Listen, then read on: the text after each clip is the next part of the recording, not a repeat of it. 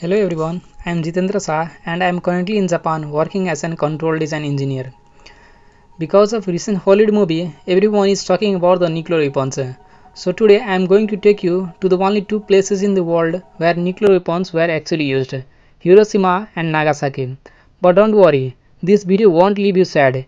In fact, by the end it might just leave you hopeful. When I landed in Hiroshima and Nagasaki, I was overwhelmed with emotion.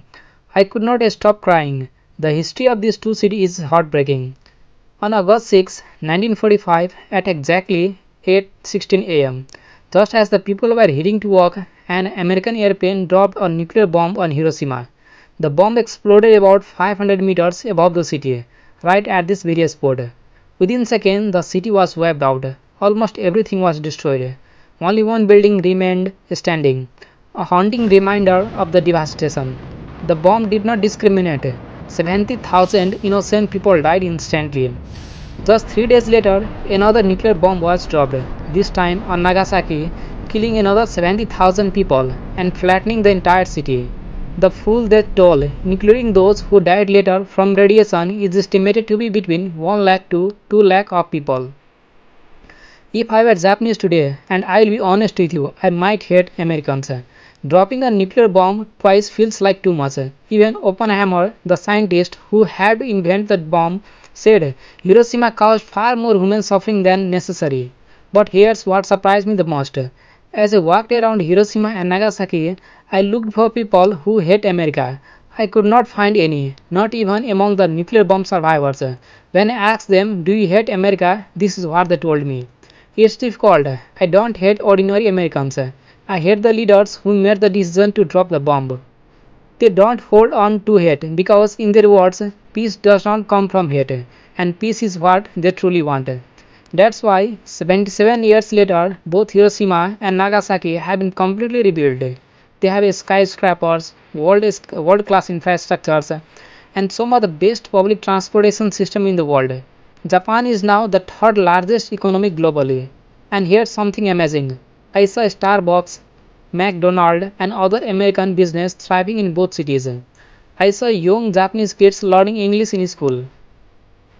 Even more inspiring, the government of both cities built museums, not to express anger, but to educate. They did not call them war museums or tragedy museums. They called them the Hiroshima Peace Memorial Museums. The name says everything about the Japanese spirit.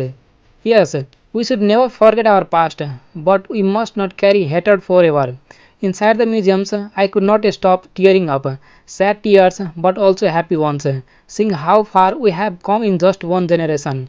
Today, the US and the Japan enjoy one of the strongest relationships in the world in trade, tourism, culture, and diplomacy. Even former US President Barack Obama visited Hiroshima and called for peace.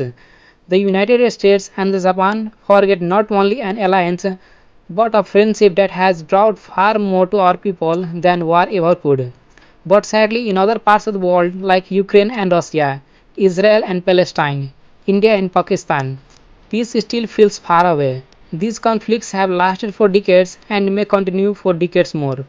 But if there's one thing you can learn from Hiroshima, Nagasaki, Japan, and the United States is time heals, time heals people, and time heals nation.